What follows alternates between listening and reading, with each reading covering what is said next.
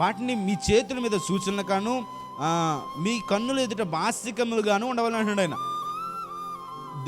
దేవుని అనుసరించేటువంటి మనము కొన్ని విషయాలు చాలామందికి ప్రశ్నలు ఉంటుంటాయి.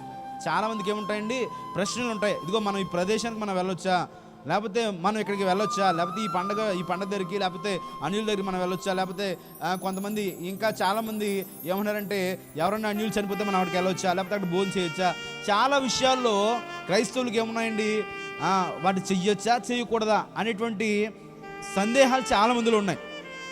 ఏమున్నాయండి, సందేహాలు చాలా మందిలో ఉన్నాయి. అయితే ఇక్కడ ఆయన అన్నాడు, మీరు వాక్యమును ఎల్లప్పుడూ కూడా మీ ఎదుట ఉంచుకోండి. మనం చేసే ప్రతి పని ముందు కూడా, మనం ఏదైనా సరే, మనం ఏది చేస్తున్నప్పుడు కూడా మీ ఎదుట మీరు ఏముంచుకోవాలన్నాడు ఆయన, వాక్యాన్ని మీరు ఉంచుకోండి. ఎవరిని అడగాల్సిన అవసరం లే, వాక్యం ఏం చెప్తుంది. చాలామంది చాలా రకాలుగా చెప్తారు. వారికి వచ్చిన ఆలోచనలు వేరు, వారికి ఉన్నట్టు తలంపులు వేరు, ఒక్కొక్కరు ఒక్కొక్క రకంగా మారుతారు. మీరు ఏ యూట్యూబ్లోనో లేకపోతే ఏ వచ్చిన షార్ట్స్లోనో మీరు చూసిన దాన్ని బట్టి ఇదిగో ఆయన ఎలా చెప్పాడు ఎలా చేసేద్దాం అనుకోవటం కాదు.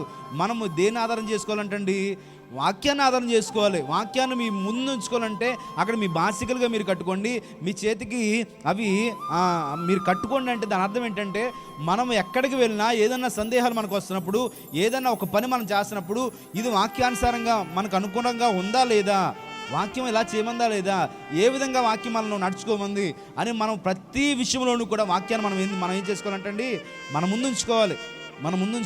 మనం ఎవరో చెప్పినట్లుగాను, లేకపోతే ఎవరో సలహా ఇచ్చారని అలా చేయడం గాను, మనం అలా చేయడం కాదు. కానీ ఎల్లప్పుడూ కూడా మీరు ఏం చేయమన్నాడైనా, మీరు దేవుని యొక్క వాక్యాన్ని మీరు ముందుంచుకోండి అని చెప్పారు.